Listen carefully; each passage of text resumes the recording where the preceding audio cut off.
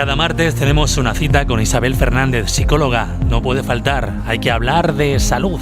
Hablamos de salud, hablamos de salud, hablamos de salud, hablamos de salud. En los últimos años se ha puesto de moda el cuidado de nuestra salud y la adquisición hábitos de vida saludables como la alimentación sana y la realización de ejercicio físico, dejando de lado hábitos como el tabaco o el consumo de comida rápida. Para todo ello, sabemos que es necesario algo más que un cambio superficial, lo que nos lleva muchas veces al fracaso. Por ello, hoy hablamos desde un punto de vista psicológico del cambio, de las dificultades que conlleva y de cómo podemos hacer para lograr cambios de vida significativos. Isabel, ¿qué tal? Muy buenas. Muy buenos días, Lázaro. ¿Qué debemos hacer? ¿Qué debemos tener en cuenta?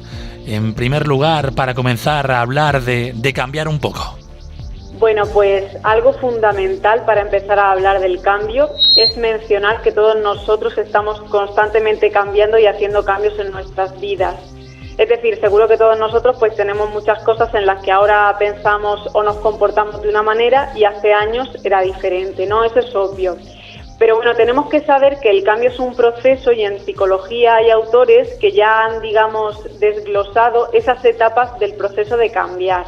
Pero antes de entrar a las etapas de cambio, todos nuestros oyentes deben partir de que todo cambio pues nos conlleva unos pros y unos contras, como unos beneficios y unos sacrificios.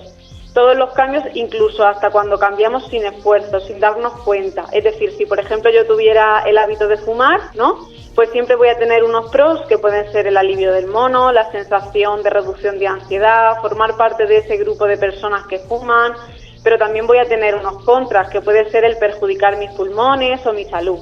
Cuando yo digo de dejar de fumar, siempre tengo que sacrificar esos pros, esos beneficios o esa ganancia secundaria que se le llama en psicología, es decir, tengo que estar dispuesta a no aliviarme ese mono fumando y a esos beneficios. Y ahí es donde se crea una ambivalencia muchas veces que hace que las personas nos resistamos al cambio o que nos quedemos pillados entre el cambio y el no cambiar. Y precisamente ahí es cuando la persona acude a psicología, cuando quiere cambiar y no puede.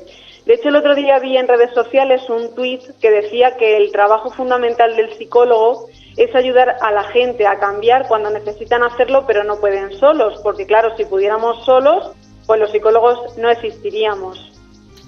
¿Y cuáles son esas etapas por las que pasamos durante el cambio de nuestros hábitos y comportamiento?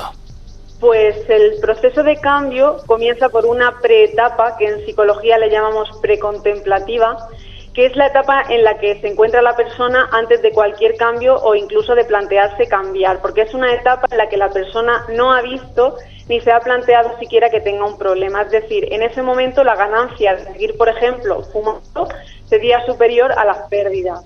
Por ejemplo, de fumar podría darse, por ejemplo, si la persona no ha sufrido un problema de salud o no ve todavía los daños que le causa. Entonces, si por lo que sea un día ya comienza a que tiene un problema, por ejemplo, comienza a darse cuenta que quizás un daño, pasa a la segunda fase que se llama contemplativa. Pero en esta fase son solo pensamientos vagos de que eso puede ser malo, porque la persona en esta fase ni siquiera se ha planteado dejárselo, porque aún disfruta mucho o mejor de las ganancias de seguir fumando. Bueno, tras esta etapa, nuestro fumador pasaría a la fase de preparación o determinación, a la tercera fase, en la que esta persona pues ya se ha planteado formas en las que comienza a dejar de fumar, porque ya ve claramente los beneficios de hacerlo, ya ve que esos beneficios le superan a los daños. Es decir, aquí podría ser una persona que ya se le haya perjudicado la salud de algún modo o tosa mucho y digamos que fumar le causa tanto daño que ya sabe que dejarlo le hará beneficio. Además, esta persona está contando, por ejemplo, pues que no me ofrezcan mis amigos, y tiene pensado hacer un esfuerzo superior en el futuro, porque ya tiene un plan de cómo hacerlo. Esta fase pasaría a la cuarta fase, que se llama fase de acción, en la que la persona pues ya está centrada en su cambio, ya está haciendo cambios notorios de no fumar. Por ejemplo, es la fase en la que ya ha tirado los paquetes, ya practica técnicas de relajación cuando le viene el mono y digamos que ya está siguiendo su plan de cambio. En esta fase, aunque vemos que la persona cambia superficialmente porque ya no fuma, podríamos decir que su conducta aún es muy frágil porque aún tiende a recaer y aún puede fumar y aún tiene momentos en los que se siente impulsada a volver a hacer ese comportamiento anterior. Esta fase es más difícil cuanto más tiempo hayamos estado haciendo esa conducta anterior, que sería en este caso fumar. Y además es la fase en la que yo le digo a los pacientes que deben ser muy inteligentes y ser previsores con las situaciones de riesgo que les pueden llevar a recaer.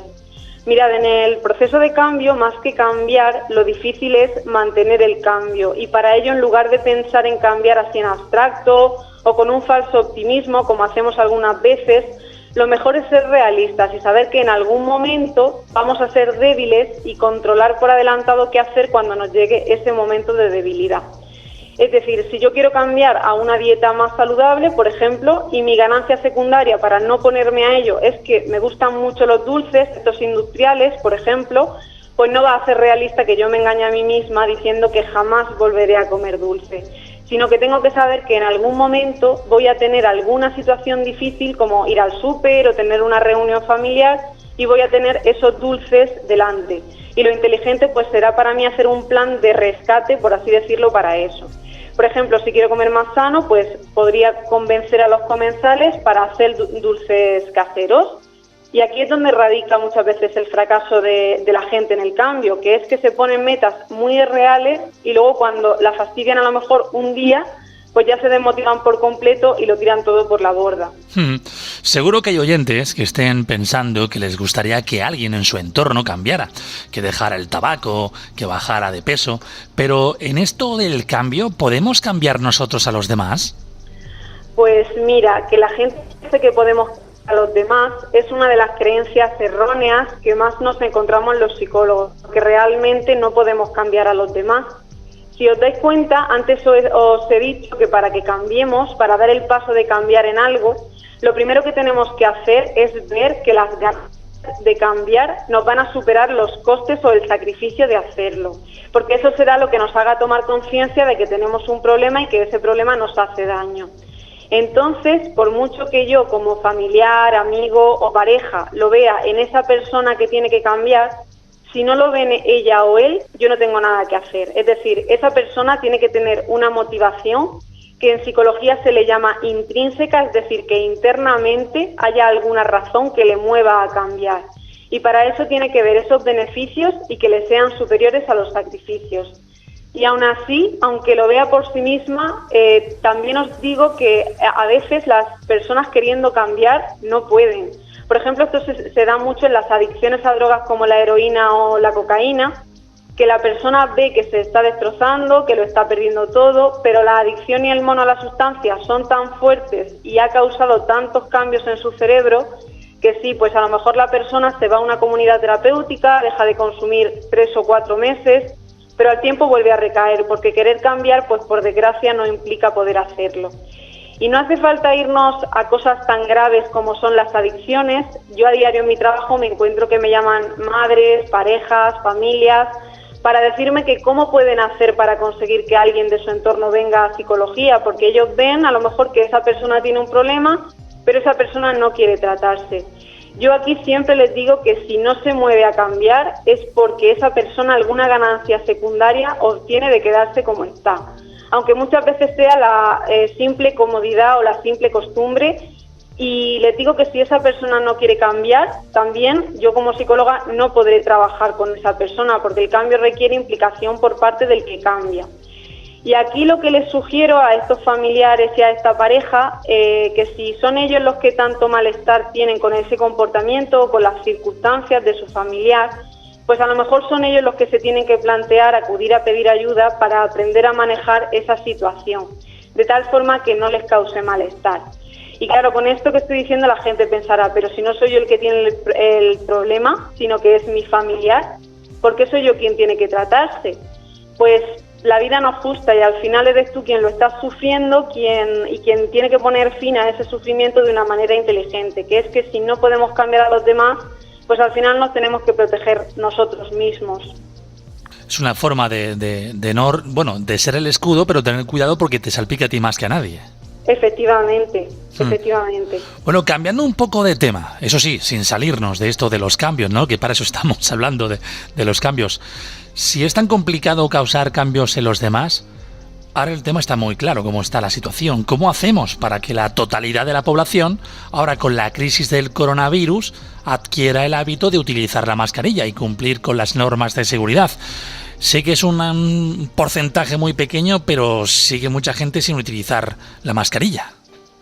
Claro, es un porcentaje muy pequeño, pero que nos puede causar daño a los demás. Y bueno, como ya sabemos que no podemos cambiar a los demás, si los demás no quieren cambiar, lo que nos queda tanto en esto del coronavirus como cuando se ha querido hacer hacia algún cambio a lo grande a nivel social, por ejemplo, cuando se hizo el plan de prevención de accidentes de tráfico de la DGT o el plan de uso del preservativo, etcétera, lo que se ha hecho ha sido tratar de influenciar a la gente para que modifiquen sus creencias. Es decir, se suelen hacer campañas para intentar que la gente vea un atractivo a cambiar al comportamiento deseado y a veces también el número de contras de quedarse en la conducta problema. Me explico, por ejemplo, con el uso correcto de la mascarilla, todos sabemos que hay unos pros y unos contras. Los pros, por ejemplo, pues la prevención de contagio, y los contras, pues que da calor, puede agobiar, es un gasto, etcétera. Entonces, la forma de influenciarnos sería tratar de que viéramos más favorable el usarla que todos estos contras. Claro, esto es muy complicado. Entonces, por ello, algunas comunidades autónomas están recurriendo a otro último cartucho que tenemos, que es lo que se llama la psicología del miedo. Con estos vídeos que habréis visto que están usando en redes sociales para mostrarnos las consecuencias terribles que tiene el no utilizar la mascarilla, como lo mal que se pasa en la UCI, que no usarla es como matar a alguien de un tiro, que nos enseñan los testimonios de gente que tienen secuelas por haber pasado el coronavirus, que está muy bien, pero el problema que tiene la psicología del miedo es que solo funciona en un corto plazo, porque el ser humano tendemos con el tiempo a olvidar lo negativo y a agarrarnos a lo bueno.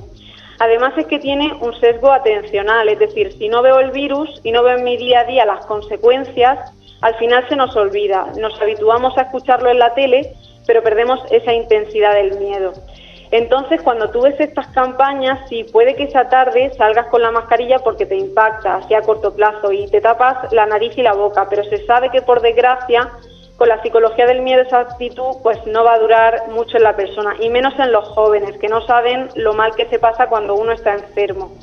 En cuanto a la DGT, a la Dirección General de Tráfico, por ejemplo, como saben que la psicología del miedo, es decir, mostrar accidentes y todo esto, no funciona en un largo plazo, porque la gente se le olvida lo malo y cuando salen con el coche, pues disfrutan corriendo con el coche, lo que hacen es decir, bueno, como no tienen motivación por ellos mismos para no correr, les damos una motivación externa, un control externo, que serían pues estos carnets por puntos que tenemos, los radares, las multas, etcétera. O sea, lo que os vengo a decir es que como se ha estudiado que el cambio genuino y profundo en la gente es tan difícil, pues a veces tienen que recurrir a este tipo de cosas como la psicología del miedo y el control externo. De hecho, es por ello la implantación de las multas en las comunidades si no se usa la mascarilla, que no debería de ser necesario, pero lo es. Yo desde psicología no os digo que tengáis un miedo intenso y constante a esto del coronavirus, porque no sería bueno, pero sí que podemos cada uno de nosotros imponernos el hábito de llevar bien la mascarilla y mantener las distancias de seguridad como parte ya de nuestra rutina diaria. Miedo, más que miedo, respeto. No soy yo el más apropiado para hablar, pero creo que será lo ideal, ¿no? Efectivamente, respeto, y una vez que adquieres el hábito de llevar la mascarilla ya es que forma parte de tu vida y tampoco hace falta tener un miedo constante, la llevas y punto. Sorprende, ¿no?, escuchar así a especialistas como tú, Isabel. Claro, yo mismo, cada uno en su cabeza tiene sus cosas, ¿no? Yo digo, pero es que ¿cómo es posible que se nos haya olvidado tan pronto que hace nada de tiempo estábamos confinados en casa? Y parece como que lo hemos perdido enseguida, la memoria, que no hace mucho tiempo de esto. Claro, yo recuerdo cuando nos preguntaban tanto si realmente la gente iba a cambiar, y yo ahí estaba muy escéptica porque realmente el ser humano ha pasado una y otra vez por los mismos errores. Por eso al final, como no podemos controlar a todo el mundo, pues tenemos que cada uno cuidarnos de nosotros mismos y ser responsables y cumplir con nuestra parcela en las medidas de seguridad. Así es. Bueno, Isabel Fernández, psicóloga, que cada semana, cada martes tiene una cita con nosotros para hablar de algún tema importante. Hoy hablando de esos cambios, ¿no? De intentar cambiar el hábito de una forma u otra, hasta terminando hablando del propio COVID-19, que parece que no, pero al final todo lo vinculamos a lo mismo. No se va. Así es.